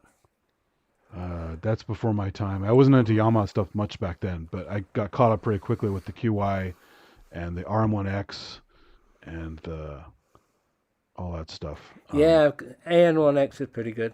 AN1X is great. I got one. I swapped it for another Matrix 1000. Yeah. I'm not a fan of the editing on the AN1X, but it sounds glorious. No, yeah, I know what you mean about the editing. And I love the scene swapping thing. It's like a precursor to the morphing on the montage. Yeah. Which is clever. And it had the little ribbon, too. You got to love that little ribbon. Yeah. That's amazing. Well, not quite as amazing as the long ribbon on the Hydrosynth. Or the Kurzweil K2500 and 2600. I have the external one, the Kurzweil ribbon expression mate. Yeah. And you can use that on any synth. Yeah. Is that CV? It's MIDI. MIDI. But it has this cool little box that actually is also an arpeggiator. It does all these extra functions other than just a ribbon. So the box by itself is actually pretty cool. But with the ribbon, you can do you can make it into 3 zones. You can do one big zone. You can do a bunch. I did a video on it about 6 months ago or something like that. It was fun because I had it sitting around for a while. I never used this damn thing. I should do a video on it. You happen to know whether the Harken Continuum Mini has got MIDI out? I would hope so. Yeah. I didn't like the way the whole thing depresses when you push on it. It's like a giant switch. I didn't really like that, the way they designed that. I like the regular Continuum. Yeah. But the problem there, too, is because unlike a Rolly that has tactile landmarks, the Haken is all screened. There's no tactile anything. You have to watch while you're playing it. It's just color on a like a soft pad. Well, some people, people who play the theremin, Rob Schwimmer, for instance, he can do that. He can play the Continuum. It's really cool. Accurately, yeah. Yeah, I've heard. I had fun playing with it in NAMM a little bit, but it's just a lot of money. I'd rather just have the C board. It's good. It's close enough for me, The what board? Rolly C board. Oh, Rolly C board, yeah. Yeah, it's the same basic thing. It just has the landmarks. I couldn't get friendly with the early version of the C board. Oh, not the Grand. That's the hardest one to play. It didn't feel right. Yeah. Also tried the Rise. I've tried the Rise as well, and it's a lot better than the original. But the little mini block one has really nice flat tops on all the keys. I haven't tried that one yet. It's super portable, and it has nice flat tops on the keys, so that it's not like a knife edge kind of thing. You have little. Is it well playable? I think so. I like it a lot. So, and it just goes in your bag. Yeah. And pair that with an iPad, and you can go nuts. If I pair that with my Tangerine. Yeah. Is that Bluetooth as well? I didn't know that. No. But you can hook USB to as well. So it's USB. Yeah. But until the Seaboard Rise 2 came out, their MIDI out was kind of odd. Oh, okay, yeah. MIDI input, yeah. So that may work with the Rise 2. You'd have to use a dongle on the other side and then use a regular MIDI cable between them. because the Rise 2 just has a. If I remember correctly. No, is it a I mean mini? for this, I'd want one of those little block. I'd like a block. Okay. No, actually, sorry. The Rise 2 is a USB out. I don't think it has a proper MIDI out. I can't remember. So it goes straight to the computer, yeah. Rise 2. I think Ken said they added a MIDI out to it, but I haven't seen one in front of me, so I don't remember. I was going to upgrade because they did some other changes to it that I liked, but it was another $1,300 is kind of a lot of money for pretty much the same board, And my original Rise still works great. I have a 25, a 49, and the little block. So the block is it's as playable as the Rise 49? I think so, but it's only 24 key because it's meant to stack together. Yeah. So it's a continuous surface. Oh, So it's not 25 key, it's 24 key. That's okay. But it's I like it because it depends on the app. I've actually used. Did you ever try the Wolfgang Palm apps on iOS? No. Oh man! Unfortunately, he sold when he was ill or something like that. He sold off all of his IP to some other company, and in doing so, they just yanked it out of the Apple Store. So you can't even get that anymore, even if you want to. And it's a real shame because it had all these PPG apps that were really, really PPG Infinite. One called Phoneme. It's all phonemes. Are these? Are they? Was it not bought by Waldorf? No, it was something else. I can't remember how it worked out, but all the cool apps disappeared. The only one left in the store is Nave, I think. Nave, because that's Waldorf. I know that Nave is Waldorf. But they had one called. Let me find it here. I have it on my phone here real quick. There was one I was still able to get on my phone. I think it was because I already bought it. It's one of those tricks in the Apple Store when you've already bought something, but it disappears from general view. But if you go to your history, you can still download it. I think it was a Wave Mapper. And it was really, really cool. PPG Wave. I'll find it here. I know I have it on here because I loaded it not too long ago. But it's PPG glorious fun stuff on your iPhone and your iPad. But Phoneme was amazing because it literally used just phonemes. So you could have it do like what Manny did for FS1R, the Shooby Doo Wop, but it actually sound like real speech. Yeah. Or a woman singing. Or bizarre vocoder stuff. It just you really. can kind of do that on the Quantum. You can? Well, it's got you can tap in words and it can I didn't sing know it that. for you. It's Never not got a chance to go to optimal, but Quantum. I thought I had the artificial PPG. intelligence is doing a lot better than speech than. Oh, yes. Minimapper. Minimapper. This is Minimapper. Mm-hmm. Big ballsy sounds on it, and you have these little icons you move around to do your little morphing. Yeah. Was it coincidence that your first three notes were Blade Runner? No, I just happenstance. But so yeah, on your phone you got this amazing PPG type sound. It's really, really cool. Yeah. Again, I've got some Moog things on my iPad and iPhone, and yeah, the Mogafogers too. Those are great. I've got the Moog 15. Model 15 is great. Yeah. The Animogs, both of Animoog. them. And Animoog Z. I play with them for 10 minutes and lose interest. Well, I need the tactile thing, and poking a piece of glass is not my. Well, yeah, hook the keyboard up. Yeah. Get a Bluetooth keyboard. Yeah. Like the Rolly or like I have the little X key Air. I've got an X key keyboard. as well. Yeah. But it's not Air, so I'd have to somehow hook it. Camera connection kit. Camera connection kit. Yeah. Okay. I'll do it. Yeah. Yeah, I really should. Yeah, it's great. So I was thinking about getting a because this little bag I got for this Yamaha thing, and it's perfect size in the thickness of the bag, and also for the size of the unit to throw a Q Nexus in there with it, and then I can get velocity after. I think it responds aftertouch. I'm not sure. I have to look at the spec. I tried a Q Nexus. I found the feel. It's too rubbery. It's a little stiff, but it's not as stiff as the keyboard that he made. The big keyboard, the big one. Yeah. I hated that thing. I didn't like the look of it. Yeah. You know, It had the way those the weird hard black- edges between the Yes, yeah. notes, and it was really stiff. Mm-hmm. I just didn't like it at all. It's like totally opposite of the Seaboard. The But as Seaboard you is say, squishy and it the was hard. CME X key is really good. XKey's cool, and it has poly aftertouch. Yeah. People don't know that, but I mean, it's not a great amount of travel, You don't need but it. it has poly aftertouch, you know. And the other, that's another problem with these apps. We're talking about these apps, right?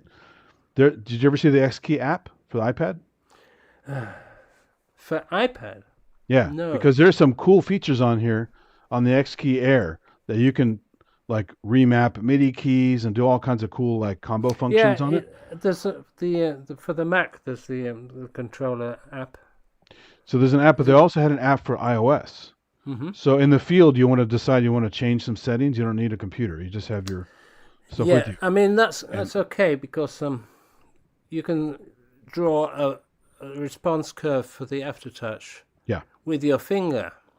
Yep. On the Mac version, you have to do it with the mouse, and it's kind of you always get a jaggedy. But curve. the app, again, is no longer for sale in the store. You can find it if you've purchased it. It's still in the history of the store. So I thought I could use it on the iPhone. It was only mapped for iPad because it has a large layout, which is a shame because I wanted to have it on here, so I always have it with me. But you can only load it on the iPad. Is that are the X keys still being sold? I think so. I think I've seen them around. I'll show you the app real quick. I think I have it up. I was just looking at it a couple of days ago. It doesn't give you like a boatload of stuff, but this is the app here. Let me Yeah, turn that this looks down so exactly you like the Mac app. see. So there's the Yeah, pretty much. X key Yeah. and a lot of settings in here. And so I was doing Yeah, I- you can I mapped it- I mapped it to work with my what the hell is that called? The MC101. Because it's a nice portable unit, and this XKey is a nice portable unit. I wanted to have a whole system that was portable, and but you want to switch layers or switch tracks. You got to change MIDI channels, right? And it wasn't directly obvious on the XKey and default mode how to do that. So I went into the app. I went and set a custom key combo, Yeah. and then you hit Key the number of the combo. key. Yeah, to like two buttons plus one of the keys on the key, the actual Yeah, you keys. can't do that on the Mac app. Yeah, exactly. So that's why the thing was gold. And so now I have a key combo on there, and I can just anytime I want to switch live, a MIDI channel, switch MIDI channel, and I can play all the parts. That's very good. Yeah. So again, that's what sucks when these apps disappear. You know, if you bought it, it's still in the store. If you didn't buy it, you won't find it anymore. They hide it. So that gets annoying. So as much as I love iOS, that kind of ecosystem nonsense really pisses me off. So, Yeah, it's like Bluetooth. yeah. It pisses me off. I'm always losing Bluetooth connection. I find it pretty good on the Rolly, but yeah, sometimes it just drops for no reason. But it's really, really fast. It's not good for audio. Like even the best earbuds you can buy that are like Bluetooth. They claim Bluetooth 5. It's too slow in audio. Yeah, sure. The round trip Yeah. for listening is too slow, but for MIDI it's perfect. So it's good stuff. But yeah, the X key took a while to get used to. The keys are a little bit funky, little clacky little keys. I got used to it pretty quickly. I like it very much. In fact, if I remember rightly, the keyboard player of Saga, Really? That's one? he had only X keys. You know, No way. And his entire keyboard thing was like 6 or 7 X keys. Yeah. Oh, that's funny. I've not seen anyone really use them on stage. That's hilarious because they're usually just mobile musicians. If you find out the last keyboard player was Zaga and then put in X key, you could Google it. Yeah, I should check that out. That's funny. Saga. Because keyboard players at that level are usually pretty picky, right? I would think he would hate that keyboard. His name is Jim Gilmore. Jim Gilmore, okay. And there's several videos of X key. That's funny. Yeah. I can understand if you have just modules, but he even used it with regular keyboards. Well, I don't know what he. I suppose they went to laptops or to hardware. Oh, laptops. Right, okay. Yeah, it's they're definitely. I mean, at first I was like, I'm not sure about these. I mean, they make great products. I love Witty. They're also incredible as a waterfall keyboard. You can play the organ stuff on them if it's if it's really clamped down to the table. Right. You can do those swipes. So you have the 37 key one? Yeah. Yeah, I have that as well. In a little bag and everything. It's pretty cool. Not the Air, but the. Yeah, I have the Air for the iPad, and then I got the 37 to use with other like modules and stuff because that has the proper MIDI out on it. So, guys, I'm kind of getting a bit tired, as is my want as a senior citizen. It is a senior stream, so. I'm probably going to have to say goodnight. It's okay. It was nice to be back again. Yeah, and nice to have you. Yeah. So, enjoy the rest of your evening. Yeah, you too. Good to see you again. How do I get out of here? You throw me off. I can kick you. You start pounding at the edge of the screen like this, like, how do I get out? See you. Bye. Ciao. That was fun. Okay, that's the first time I tried to kick someone out. Hope he can get in again one day. That's funny. Oh, why? Is it a special button for that? Yes. On at the same menu I have where I can edit microphone settings. I can kick people or ban them. Interesting. I never tried that. Well, neither. Now I have, but else I hadn't. Cool. So, have you ever tried one of those X key keyboards? No. Yeah. They're let me get this over here. Let me get one real quick. It's right within arm's reach. This for 25. I got the custom bag for it, so it gets protected. And all I have for it is just a MIDI cable. I'm sorry, USB cable. So it's like that little micro USB, of course. Everyone loves micro USB. And it's got a little foot, so it sits up a little bit. And 25 actually, keys. micro USB is more stable than USB-C. Is it? Yeah. They just feel crappy when you connect them. Yeah, so but I work with it every day with lots of card readers and. Oh, right. And when you unplug and plug them in, you get problems after a while. I actually preferred mini USB. It was a really stable. Yeah, it was. I don't know why that went away, unless it needed more pins or something. I don't know. Who knows? No. But it was plenty small, so it would still be small enough for a phone. I don't know why the hell they got rid of it. It's really stupid. USB-C, the flat ones, is actually the old micro USB and mini USB with an extended bus. Okay, that's what it is. Okay. Anyway, so here's the little cable there for USB. And then this is your interface, just a few buttons. Now, fortunately, as you can see, although it has poly aftertouch, there's no strip for modulation and pitch. So for modulation, you just have a button, and it is a pressure button, so you can kind of add a little bit of pressure to it to vary the modulation. So it's not ideal for that. And the pitch is, again, buttons. You also have octave up and down, stuff like that. So it sounds clacky, and there's only, if you look, there's only a tiny bit of travel on this thing. It's not huge, but it is poly AT. So it's if you get used to it, they're very portable, and they go really well with an iPad or your iPhone or whatever, and just go off and play your stuff. Yeah. So I enjoy them. I mean, they're not as probably as useful to people as maybe WIDI would be if you're into that stuff. But the company does make a lot of cool stuff. Yeah. But yeah, my first one I bought was the 37 because I wanted to hook it to modules. That was back when I was doing a lot of stuff on the desk here with modules, little like January stuff and all that. And I wanted to just quickly hook a couple things together, and I'd grab the X key and just it's easy to hook up and stuff. Yeah. But you do miss ribbons or wheels or whatever for proper control. Yeah. If you really need that extra expression.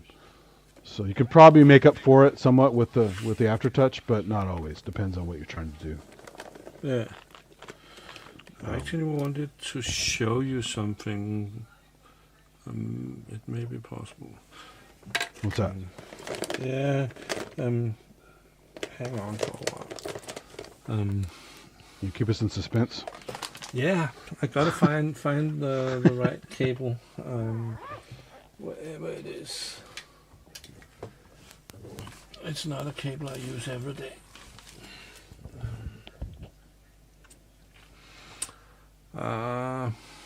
Maybe not as easy as I thought. Ah, there it is. There you see, let's make it bigger. There you see those USB 3 or C cables. Yeah. But if you have an old one, an old USB micro, I think it is, you can plug it in like that. The extra bus next to it is the one that makes it faster. Oh, So it's just an extension of this. I didn't know that. So Is that announced anywhere? I've never read that anywhere. I just assumed the shape made it not work. So yeah, it's a standard. So you can use it with an old micro USB cable, and this is how they looks when they have the extra bus. Oh, I see what you mean. Yeah, I use those on my hard drives have those. Yeah. Yeah. Okay. So, but you can use the old cables. It's just lower. Interesting. Yeah. So, and if you want to know things like that, I can recommend a channel called Explaining Computers. It's a very good channel where he explains everything. Really a nerdy channel. Sounds good. Yeah. Nothing wrong with the nerd channels.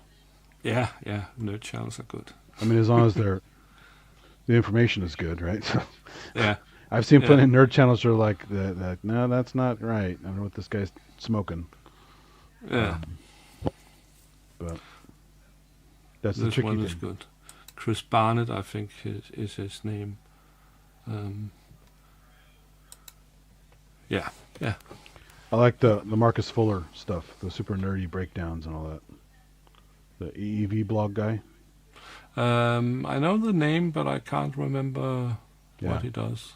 He does fun teardowns and critiques of stuff. So it shows you what's in it. He looks at all the chips and he can, that's a blah blah blah blah, and that's a blah, and that's a, they should have used another chip. That's a crappy one, and so he knows all his chips and stuff. And I first came across him.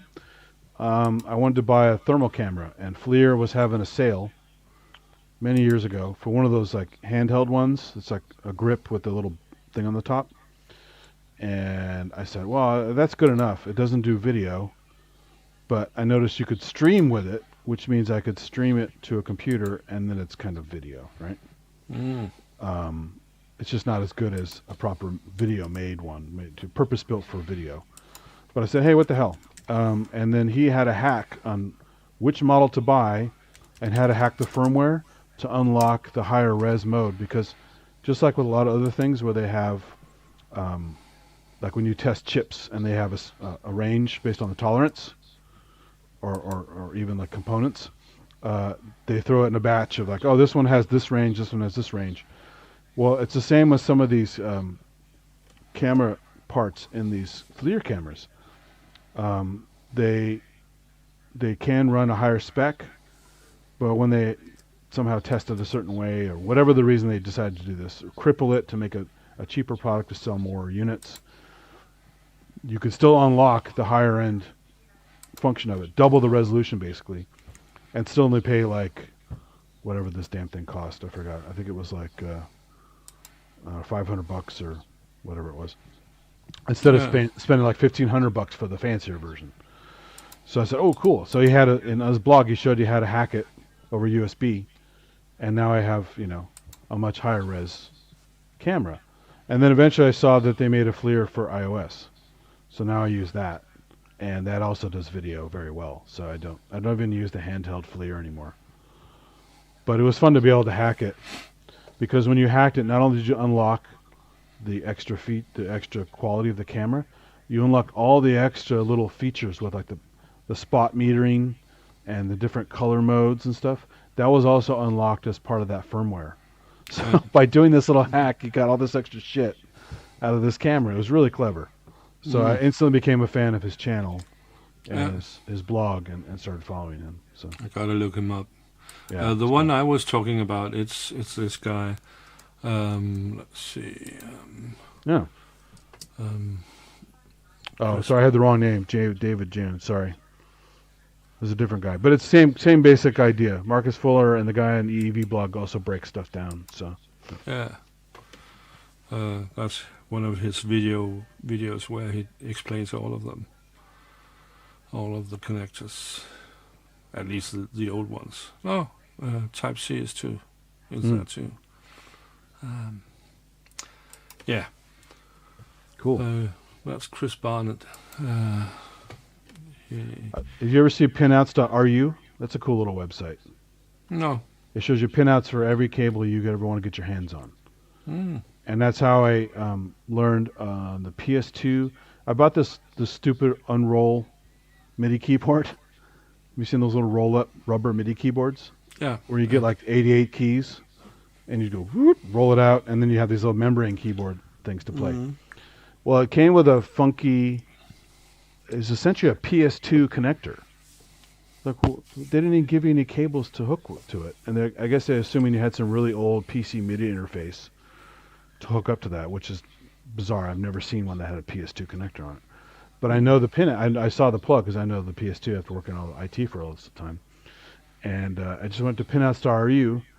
I cut a PS2 cable off an old mouse, and identified the wires, wired up to a proper MIDI jack, and then I could hook it to anything MIDI. So pinouts.ru is cool for that. You can learn all the Centronics outs and all the MIDI cable outs and all the PS2 and DIN 8 Apple connector outs and everything you can think of. Centronics and parallel ports and all that stuff. So and it's just a simple interface. It's all done with ASCII. So they just have the little X's and little lines and numbers and stuff, and they explain it to you very clearly with ASCII art, basically. So the website's very, very lean. It's not some big, crazy load-up website. It's just a bunch of text. And so, super clever. I like it a lot. But I don't make stuff anymore, really. So. No, I haven't got the time either. So it's fun, but it's just frustrating at times too. So. Yeah. I have to say, I still have the link for the show if anyone wants to join us with webcam. we will end the show in about 10 minutes, so if anyone wants to join, then it's time now. I also got this recently used. I think I haven't really done anything with it yet, but a little Mogerfoger. My first real Mogerfoger. Yeah. I have all the apps, but it's nice to have a real one. This is just the ring modulator, but it's cool. Yeah. I got, where did I put it? Can't remember. I just got a new, is it called Nuo? No, I have to find it.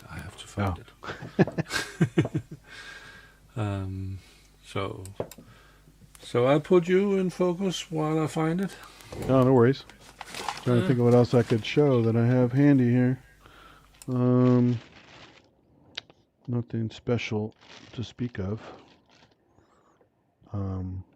Yeah, I'll show this again because I showed it on Ramsey's show, but I made a little case set up for the Seek Track, the cigarette.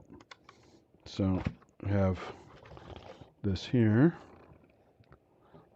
So Seek Track on the one end, and all my cables, a battery for charging, various cables and stuff, and the little manual on the top pouch. And then it's got a full kit. It was like $18 on Amazon for this little case. Semi-hard shell. And it's a full kit. Just take it and go. Yeah.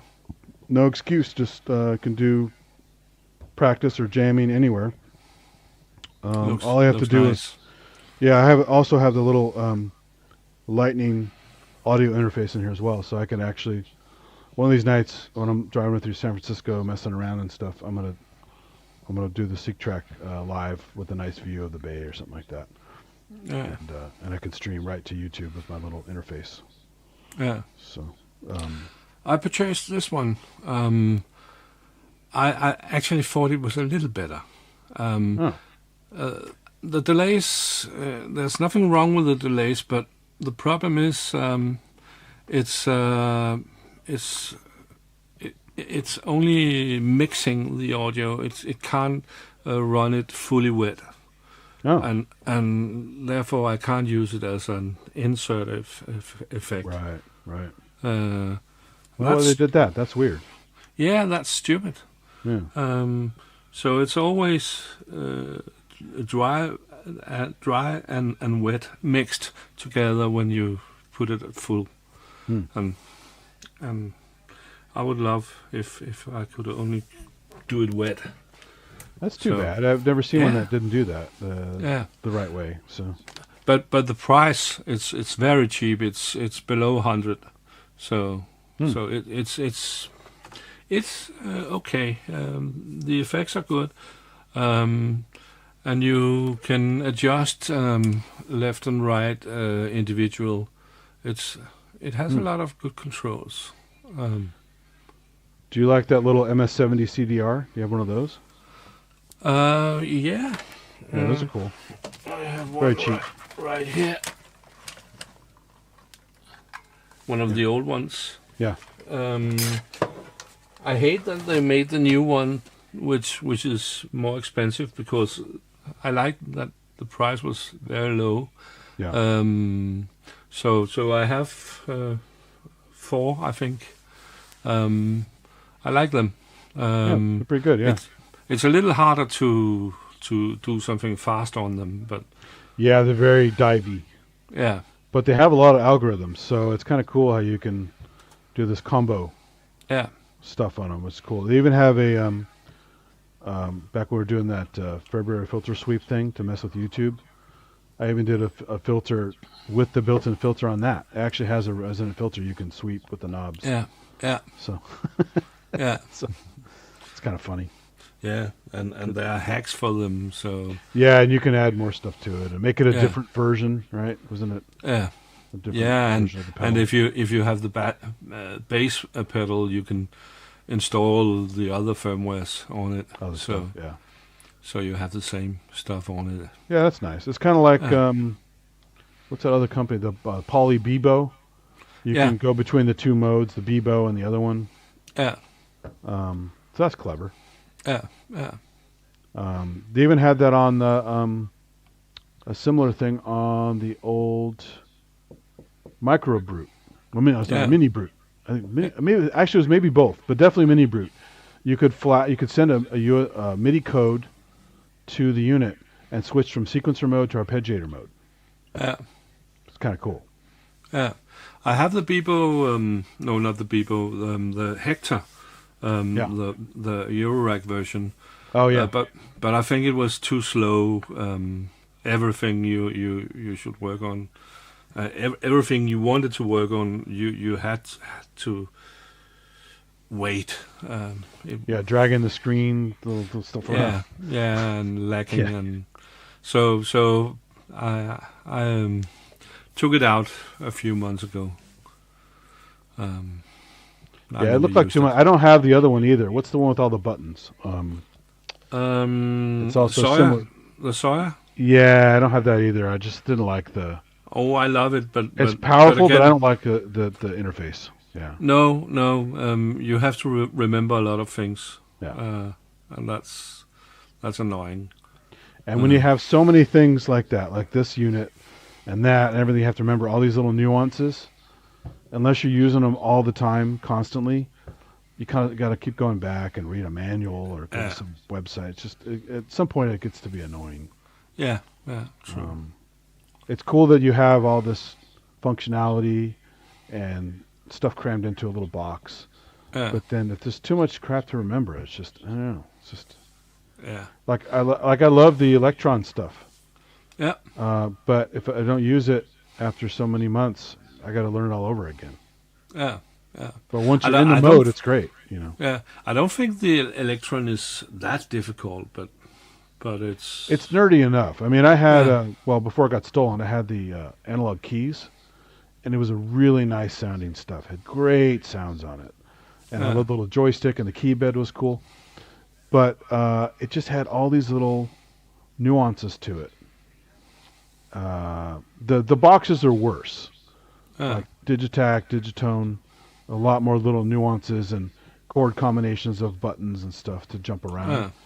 And again, you got to have a cheat sheet. So I just make cheat sheets for everything I have, and that's how I survive. It's just pull out the cheat sheet. Even the 404, the original SP404, was a nightmare to navigate through, because just the basic process to sample in, then you put it on the pad you want, and now you have to edit it.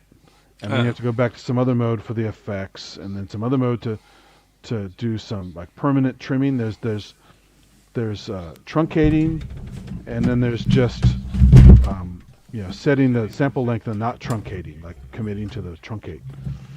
And all these little stupid settings were just way too many steps, because they only gave you a handful of buttons to navigate, and so it's a bunch of like shift this and all these little things. And so when you get it working and it has the features you like, that's cool. But it's the day-to-day operations of it that can just be kind of mind-numbing. Yeah. And again, if you only work on the one box, like obviously I use Machina Plus for lots of shit because of hardware jams and stuff. So there's a lot of stuff on there I know, but there's plenty of stuff I haven't learned on it. And if I went to any other box and then came back to it, I would have to go, oh shit, how do I do that on there? Because it does have a lot of functions on it. I have it, but I haven't really got going on it yet. I still struggle to find out how to create a pattern and record the first stuff in the pattern. We talked about it. We'll have to do a stream one of these days about that. And I look forward to that part of it is very easy.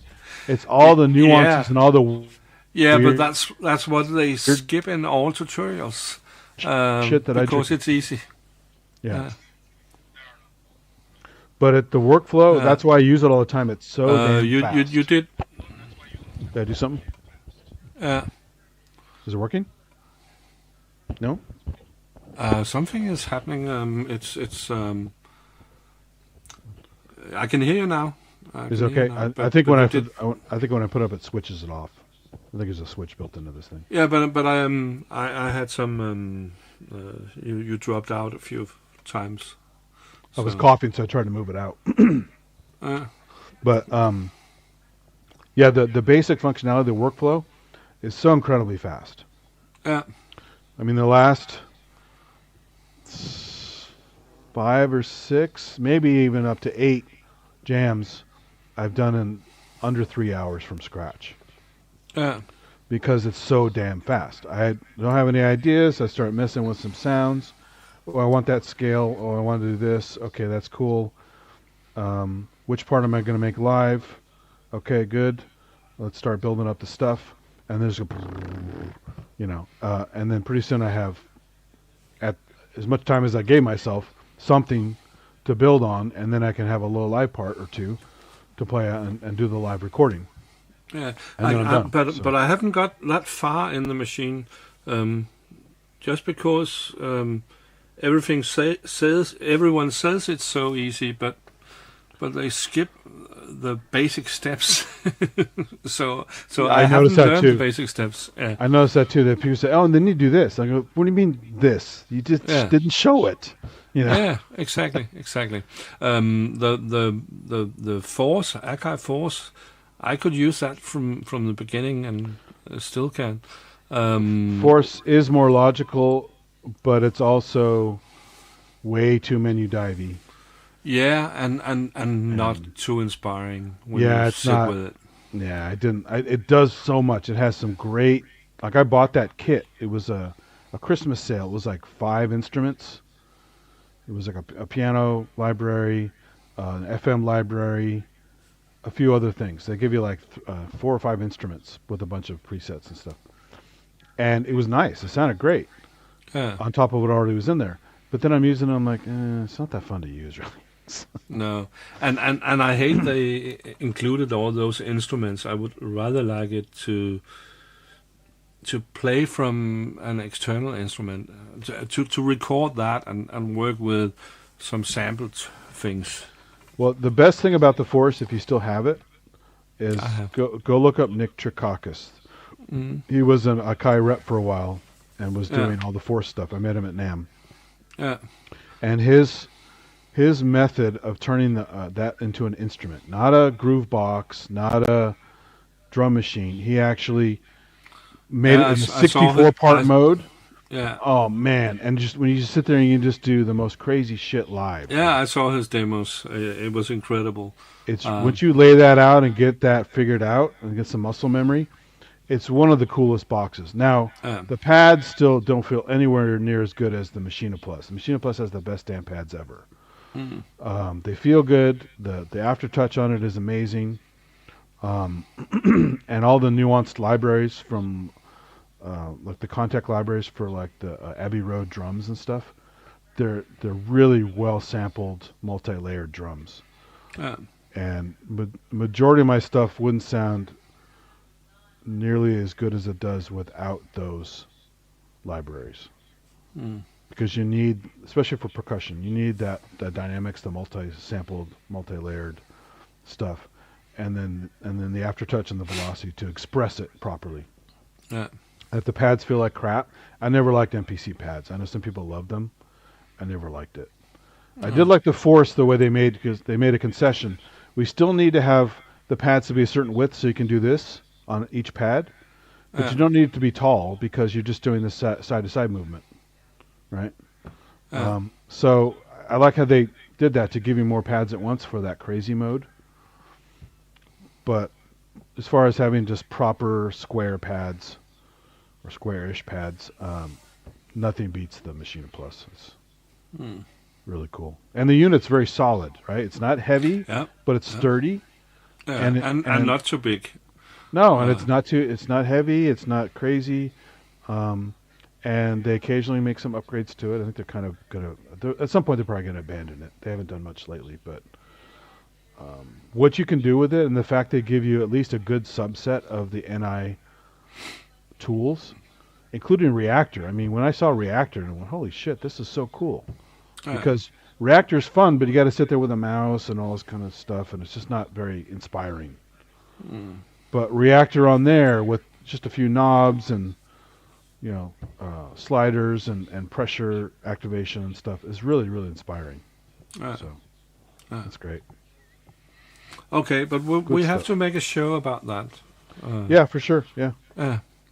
But let's end it for today. It was nice having you. Thanks. And Yeah, it was fun. Yeah, It was worth getting up for. Yeah.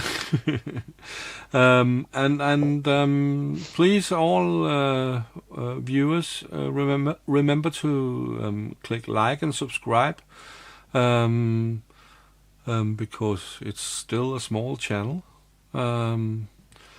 Remember, besides the senior synth stream, I also do some noise shows. Have done 2 so far. Oh, by the way, Steve, thanks. I did see the update in my history, but one thing about Machine Plus, and I noticed this one time I did an update. I don't want to be bleeding edge, because one time I did an update and the damn box didn't work properly for about a week as I was trying to fiddle with stuff. So I like the updates, unless I have to go look at the list of what they've updated. But if they haven't added a significant amount of stuff, and I'm not having any current issues, I really don't want to update it and take my whole unit down like it happened before. So I'll definitely. I did see that was pending. I'll just take a look at it, but I no longer blindly just do the updates, because I got screwed one time when I did that. So they don't vet it as much as they should, but they vet it better than Microsoft. I'll give you that. So yeah. And I do the noise shows too. Have made 2 so far, and will do lots more. When the Dave Rosen Panharmonium arrives, I will do some playing on that. I'm actually planning to change my Eurorack to an effect rack instead of a sound source. Also because I do make patches and for different instruments, and I do make some samples from this.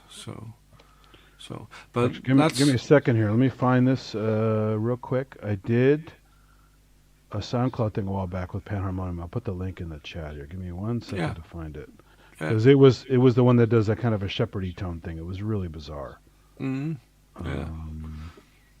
There are lots of demos online, and yeah, I just liked it because it wasn't something I've heard anyone do with it yet, and I did it by accident. I wasn't like by no means mastering the box yet. I got some weird stuff out of it. But like all granular, you need to add a reverb afterwards to make it sound for sure, really good. 1 second here. Can I find it in time? I think I have it in my. Yeah, I'll put it in the comments after the show. Look for the comments. There's a couple I did, and I have to look for the name because it didn't say Panharmonium in the name, but I know I know what the things. I have to listen to a couple of them. I know what it sounds like when I hear it. Okay. And it was fun. It was a fun little experiment with the box. But unfortunately, that was the last time I used it. I got to bust it out again and use it, because it's a very cool box. Yeah, it is. I mean, it's not cheap, but it was a very cool box. Yeah, true. I've been wanting it for years. So. Look up on YouTube. There's an interview with the guy who worked on it for Dave. Yeah. There's a funny story about how he kind of came across the circuit idea, and then how they modified is it the guy who worked on the drum parts? Maybe. I don't remember his name. I saw a few videos with him. Yeah, could be. Yeah. But it's funny because it's one of those things that I guess he had to convince Dave to allow further development. I think he was skeptical at first because it's such a weird module, and then when he saw what you could do with it, it was, oh shit, definitely go for that. That's cool stuff, you know. Yeah.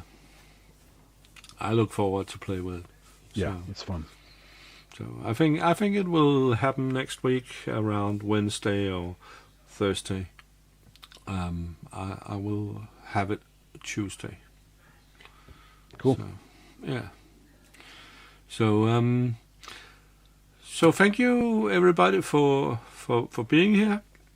It has been a nice show. We didn't have a topic, but we came up with a lot of things. So it was a good show, I think.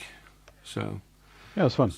yeah. So see you all next time, and have a great Easter. Bye, everybody. Yeah. Bye bye. Eat lots of chocolate. Yeah.